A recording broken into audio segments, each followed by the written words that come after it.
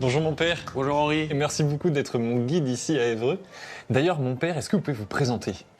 C'est très simple, je m'appelle Éric Ladon et je suis le recteur de la cathédrale. Est-ce que vous pouvez nous redire la différence entre une église et une cathédrale? La cathédrale, ça va être l'église où il y a le siège de l'évêque qui s'appelle la cathèdre.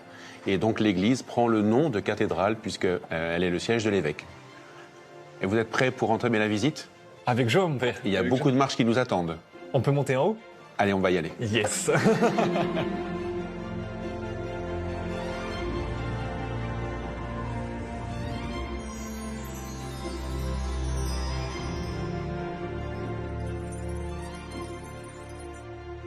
On ouvre le cœur. On ouvre le cœur parce qu'en fait, on va mieux s'apercevoir la perspective en fait du lieu et de sa symbolique en fait. Très bien. Donc, ici, nous sommes à la croisée du transept. À la croisée du transept. On est vraiment au centre de tout.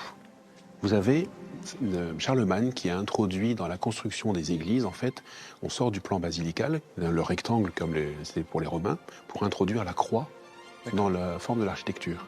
Ok. Ce qui veut dire que les bras de la croix, c'est le transept. Au-dessus de nous, au centre, Il y a c'est la flèche. C'est ça.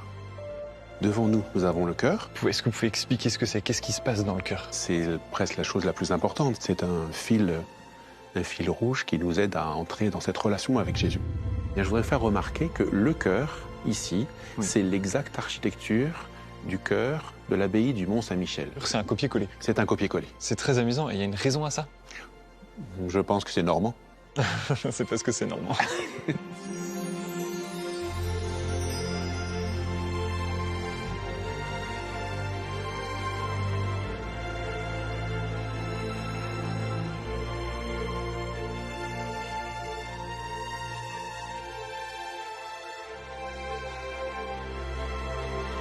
Alors j'ai une petite question, mon père. On observe sur l'autel une petite lumière rouge. Est-ce que ça a une signification particulière? Eh bien oui, vous avez une bonne intuition parce que tout à l'heure, je vous parlais d'un plus grand trésor, celui que nous avons vu, mais il est là le plus grand trésor. Ce qui est voilé par le blanc, c'est la réserve, le Saint-Sacrement. À chaque fois qu'on voit une petite lumière rouge dans une église ou une cathédrale ou une basilique, eh bien le Christ est vraiment présent. Donc c'est la partie la plus importante de la cathédrale, puisque c'est dans cette chapelle que se trouve réellement présent le Christ. C'est ça. Et donc c'est ici que va avoir lieu la messe. Oui, c'est ça, c'est ça. C'est ici en semaine qu'on célèbre la messe. D'ailleurs, Henri, il faut que je vous laisse parce que c'est dans quelques minutes et il faut que j'aille me préparer pour la célébrer. Moi je vais assister à votre messe. Avec joie. À tout de suite. À tout de suite.